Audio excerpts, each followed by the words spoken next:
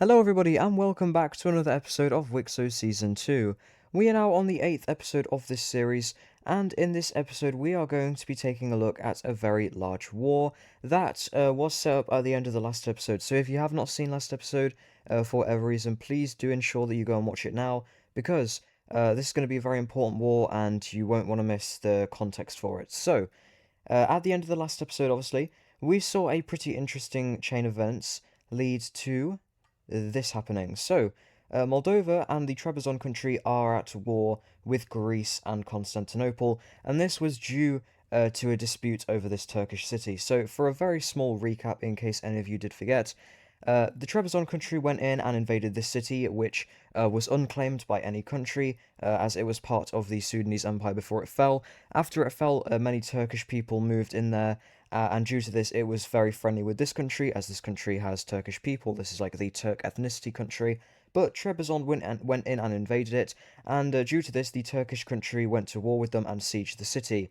The Trebizond country was very unhappy with this, so they called out for help to two different countries, Moldova and Constantinople. Constantinople replied, came in, but then they occupied the city themselves as they have ambitions over the Anatolian area. However, then Moldova came in, and since they're pretty good allies with Trebizond, they came down and actually helped them, kicking back Constantinople and leading to this war. So if you guys do end up enjoying this episode, which I don't know if this episode will fully focus on the war, I haven't really decided yet, but the war will definitely make up a huge chunk of it if there are other things that we focus on.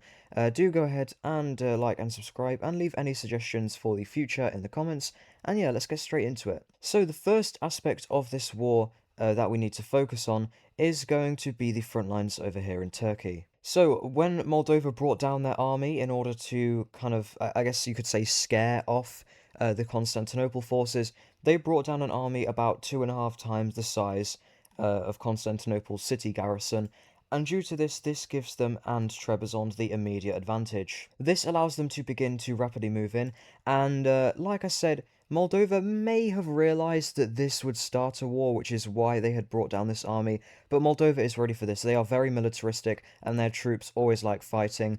Just in the last few decades, they've fought Crimea, invaded parts of Romania, parts of Moldova, and a lot of this Ukrainian region. So they are very militaristic and they are happy about this. And they immediately move in and begin the siege of this city over here.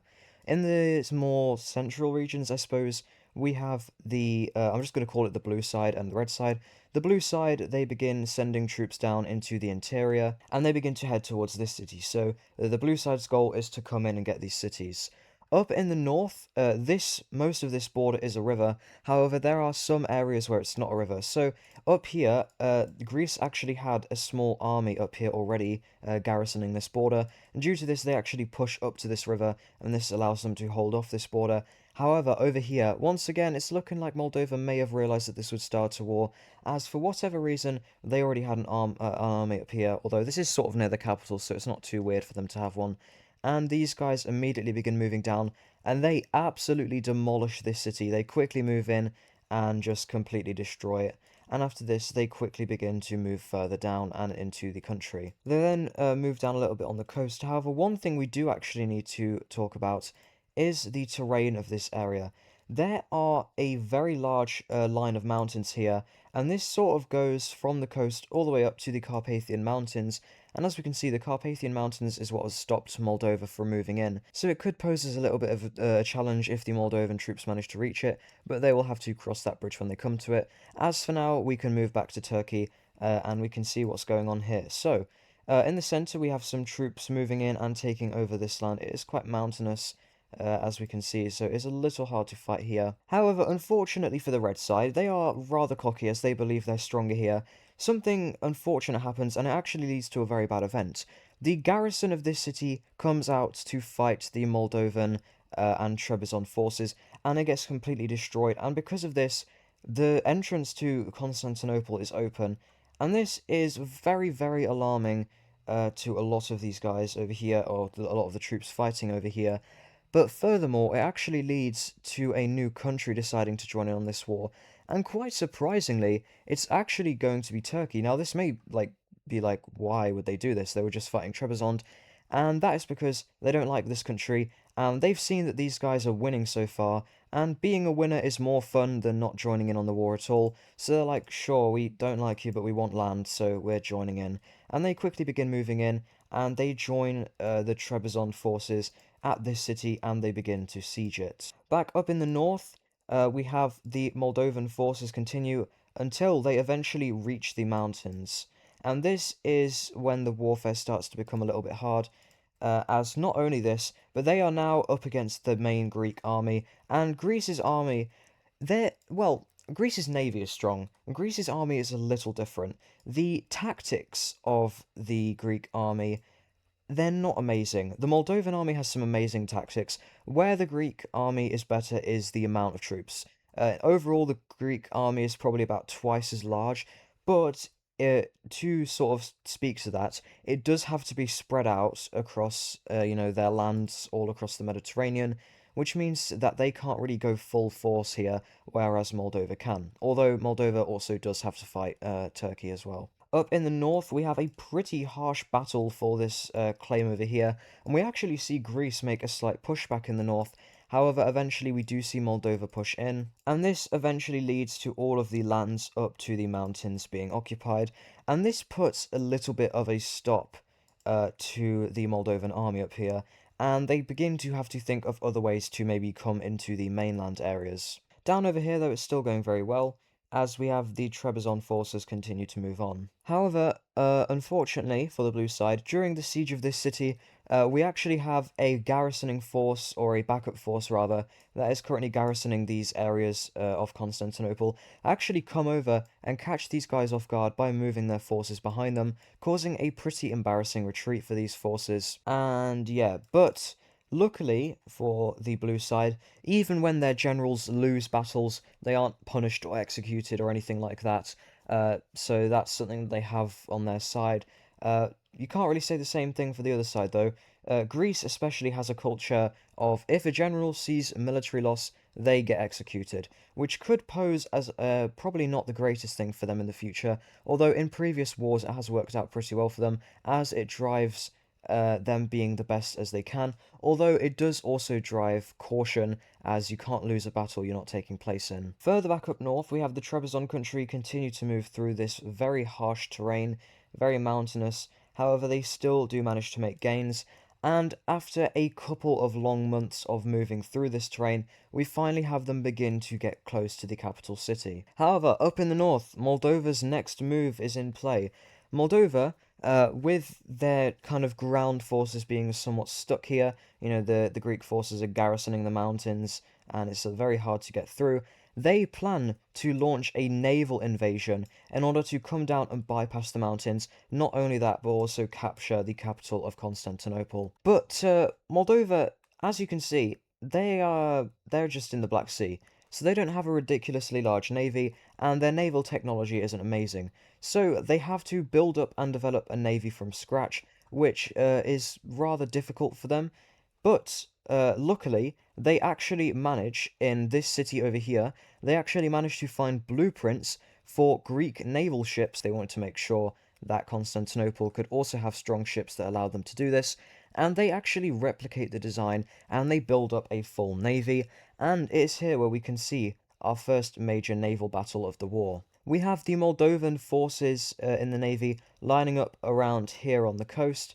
Oh, that's very large. It would probably be something more like this. And we have the Greek and Constantinople forces move in as well.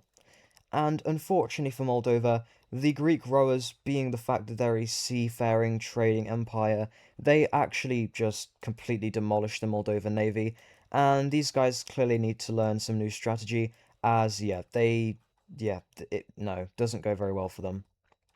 On land, it's also not going too amazingly, as with a little bit of disorganization in the south, we do see Trebizond begin to get pushed back a little bit. However, Turkey is managing to do pretty well. They actually sort of move in this southern area. However, at this point, Moldova, who does not seem to be giving up here, builds themselves a second navy, and they are determined to beat Greece. We have the Moldovan navy meeting up with this city, which is sort of a port city, and they line up over here in order to attempt to launch a naval invasion of Constantinople. However, we have the Greek and Constantinople navy meeting them, and unfortunately for Moldova, they still haven't seemed to get the knack of this. Their navy gets defeated for a second time, and at this point, Greece is like, okay, that's amazing. That should be it. That's probably the last naval battle we'll have to fight. So hopefully now we can just build up with our strength on land, and we won't have to worry about any more naval invasions coming. Unfortunately, though, for them, Moldova is not quitting there, and they begin building up a third naval fleet. Anyway, moving over to the west, we have an event take place that is going to be rather unfortunate for Greece and is going to cause a little bit of a distraction. And that is, we have the Spanish country who, well, they came from Greece, they're independent from Greece. They have long since wanted to claim the islands over here. These are theirs, they claim them. They're right on the coast, and they should have been theirs when they broke away. That's their justification. However, they have remained Greek. However, seeing the opportunity being that Greece is very much distracted right now, and knowing that Greece has actually lost quite a fair amount of naval ships in these battles, even if they have won them, they hope that they can now launch a successful naval invasion. They move their navy over, and they are actually able to capture the islands, and this is very stressful for Greece, as now they have to focus on the second front as well, because they aren't just going to give up these islands, so they send a pretty large chunk of their navy over here to fight Spain. And this is the perfect chance for Moldova, as they have not only built up their third naval fleet, but they have also changed it around a little bit. The current sort of way that you fight naval battles is you line up the ships and you just cause as much damage as possible by shooting the people on the other ships. However, Moldova has invented a new technology. On the front of their ships, they place giant rams, and what they do is when they meet the Greek navy at a battle around Constantinople again, they use these rams to not only ram into the Greek ships and causing a lot of distress, they also use the rams as bridges to run onto the Greek ships and turn the sea battles into land battles, and this actually causes an extreme pushback, causing the boats to have to flee into the harbour. Along with this, we have a very large advancement take place, and now Constantinople is getting extremely close to being cut off from the Turkish mainland. Back over near to Spain, we have Greece pulling off a successful naval landing. However, their navy is then recalled when Moldova, they do this. They make a landing nearby to this city right here, and they completely destroy it and they ransack it, and this cuts off Constantinople completely. However, the slight difference here is now that they're kind of on the mainland here, Greece has its full military mobilized, and they even begin bringing in reserves. They had their professional army fighting this war already. However, this causes so much distress that Greece is now going full in, and this proves to be a big challenge for Moldova. While Moldova's strategy is pretty good and they have a large army for their population, which are all pretty well trained, Greece, they also have a well-trained army, and their army is huge, so they begin to push back the Moldovans, and they actually siege them in the city that they have occupied. Now, this is very bad because the citizens in this city are not supportive of the occupiers, so it's very hard to not only maintain control, but maintain control during the siege. Back over here also, we have the Constantinople forces making a pushback. However, one issue they are facing is a lot of the generals that they could be using to fight have been killed because of the amount of losses that they have seen. If you lose a battle, you get executed, and that is causing a little bit of military discrepancy on part of Constantinople, and it actually allows a second major advance to be made in the south, and this time Constantinople actually does lose this city. At this point, however, this front over here enters into a sort of stalemate, and this siege begins to take a very long time. At this point, this war has been going on for about 2.5 years, and this siege has been going on for 4 months. However, something will finally break the siege. We have a fourth huge naval battle take place, as this is Moldova's attempt to supply these forces and finally break out, as this is kind of their only shot of really maintaining a sort of base of operations in the mainland down here. And during this battle, we see the Moldovan strategy completely overwhelm Greece. They have improved their rams technology, and they have also found a way to make the ships lighter in order for them to carry about twice as many men, and this just overwhelms any Greek forces that are caught by the rams. And with this resupply mission, about 30,000 new Moldovan forces land in this city, and this is just completely overwhelming. Many Greek forces are fighting over here, and with this very large advancement and the capturing of this second city, they are pulled back, causing even further defeats in the Turkish mainland. We also have Turkey begin to move down further southward, and they begin to siege this city. And at this point, one of the largest battles in the war is gearing up, as with on both sides forces move in, the siege of Constantinople begins. However, the Greeks have a little bit of a trick up their sleeve: money. The Greeks, being this huge trading empire, have loads and loads of money, and they actually see the fact we're not doing super well. Moldova clearly is doing, well, a lot better than us on the land, and we just cannot afford to lose this battle. If we lose this battle, not only will we lose the capital of Constantinople, which will likely cause just a flood of troops moving into Turkey, we could just lose this war entirely. This could just cause a domino effect, and we can't let this happen. So, we clearly need some more talented soldiers. And what Greece does to solve this issue is they call in a mercenary from a country who they believe to be equally as talented in their fighting as Moldova, and they call in a mercenary from Iraq. They have actually previously fought with Iraq, and despite the fact that they won, Iraq, they are very strong. They have managed to conquer this land, which has very many people, and Iraq is very well known for having quite a militaristic culture. And they call in a mercenary to help them win this battle, and he points out many issues in their fighting strategies, which, well, they don't really like that a lot, but they still go with him anyway. And during the battle, where the Iraq general has to focus on two fronts simultaneously, he completely destroys the Trebizond army, and afterwards he encircles the Moldovan army, causing them to lose thousands of troops that can't retreat to the city, and he is even able to retake this city, causing the remaining troops to flee further north. This is an absolutely astounding victory, and it really shocks Moldova as they had been doing extremely well, and this very much concerns them. Now, how is the Iraqi general rewarded for these efforts? Well, considering the fact that the Greek generals do not like Iraq at all, and that they're jealous that they needed to bring in a foreigner to do what they should have been able to do, yeah, he gets exiled back to Iraq. Nice one. And I'm not gonna lie, that was a huge mistake. With this happening, once the Moldovans regroup and they're like, okay, we cannot let that happen again. Let's conscript children. That's not amazing, but you know, it happens. With the fact that, you know, they've got some fresh troops and they've just exiled this general, the second siege of Constantinople does not go nearly as well, and we have the city being captured by Moldovan forces. They even are able to cross and take the second side of the city and meet up with the Trebizond forces. At this point, also over in Spain, this city and this front line has just been a stalemate for over 2 years now, and this war now has been going on for over 6.5 years. And at this point, Greece is like, okay, we are starting to really struggle. Our economy is taking a huge hit from this. We need to bring our ships back that we're using to fight any remaining Moldovan naval battles to trade because we need money. We're losing money. We're in a huge deficit right now.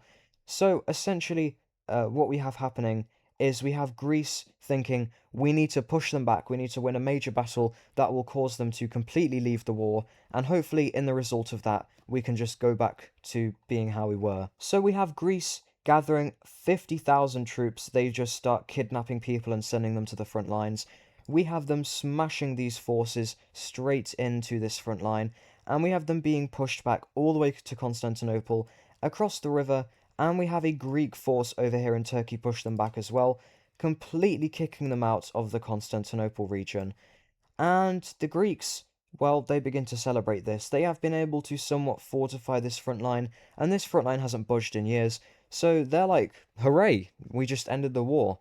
They go to Moldova and they're like, can we stop fighting? Moldova's like, no. But Greece is a little bit cocky, so they start to think, okay, well, maybe we could just have some troops on this front line, and then we can send our navy back. So, essentially what we have happening, Greece just garrisons these front lines, and then moves their navy away. This is probably the worst thing that they could do, because unbeknownst to Greece, Moldova has been building up a huge naval fleet for a major purpose: the invasion of the capital of Greece. Gathering a fleet of over 700 ships, which they have been building over the past few years, they quickly move through. They just destroy the defenses of Constantinople and even somewhat regain control of it, and then they move their naval forces through and they land on this island, or it could be an island or it could be a peninsula, I'm not sure. And after this, they move in and they begin to siege the capital city. At this point, Greece is completely freaking out, and they recall all of their naval forces. However, unfortunately for them, it's too late, as we have the Moldovan forces move in, capture the king and all of the government officials, and in the ensuing chaos, with the threat of being killed, and seeing over in Turkey, not only have the Trebizond forces now started to make gains again, but they have also met up with Constantinople, now officially regaining control of it. It's just seeming like this is not a very winnable war anymore, and unfortunately for Greece, 7 years after the beginning of the war, Greece is going to go ahead and surrender over to Moldova, and very surprisingly, considering the fact that Moldova was most certainly the underdog in this conflict, they have been able to defeat the strongest naval empire in the world. And we can now go ahead and take a look at this peace treaty. So this is what we see go ahead and take place in this peace deal. There are quite a few things, mostly land changes, but Greece has been significantly damaged here, and yeah, it's not a very good outcome for them. And guess what happened to all of those generals that fought in the war and lost? Yeah, not a happy ending for them. But first of all, Moldova. Moldova gains a very large chunk of land. To draw out what it sort of looked like, they gain about this much. So they gain a pretty large chunk of land in the south, and this is very nice for them. They also gain this city here, and most of this border is on that mountain range, so they hope that they can use this as a natural border to prevent any possible, revanchist attacks from Greece or Constantinople. Over here, both Trebizond and Turkey gain quite a huge chunk of land, and we also have this new country go ahead and form in the south. This country actually broke away, and I'll talk about that a little bit more why in just a second. Over here, Spain finally got these islands. And yeah, so why did this break away? Let's talk about that now. And also, this more also leads into non-land deals regarding the end of the war. Reparations. Greece has to pay an astonishingly large amount of money, and the amount of money they have to pay equivalates to about uh 70 billion in modern day money. So thinking of that, how that would affect a modern day country, and as you can probably tell, that is just a ridiculous amount of money. That is a lot more than most modern countries' annual GDPs, and this is in ancient times. And this absolutely infuriates Greece, and everyone in Greece is extremely mad about this because the one thing that they wanted to do was to just leave the war and get back to making money, but now they are in severe debt. And with Constantinople, this was actually so bad that they had to sell this land. Yes, that's right. They actually had to sell this land to a regional person who wanted control of this region. He was like a separate ethnicity. There used to be a country here, and he was part of that group. And they made a deal with him as to where he would pay to form his own country. So yeah, that's how bad that these guys are in the situation. And I can assure you that this will perhaps lead to something in the future, as the Greek people are infuriated by this. But for now, we need to move somewhere else, and we may focus on this in a later episode. Just really quickly over here, we do have Trebizond conquering a little bit more of this nearby Turkish region, and they also move up around the coast a little bit. Over here, actually, speaking of this area, we have the Azerbaijan country conquer a little bit more of this land and even move up into the Caucasus a little further. And they also begin to move towards Iraq, which is slightly concerning for them as they do not like each other. Iraq does conquer a little bit more of this area. Also, that general who Greece used and then stupidly got rid of, he's actually the king now, and he does not like Greece at all. So, yeah, maybe a bit more hatred over there. But anyway, over in the Americas, we actually see some new countries pop up. We have this grayish Ecuador country go ahead and form up.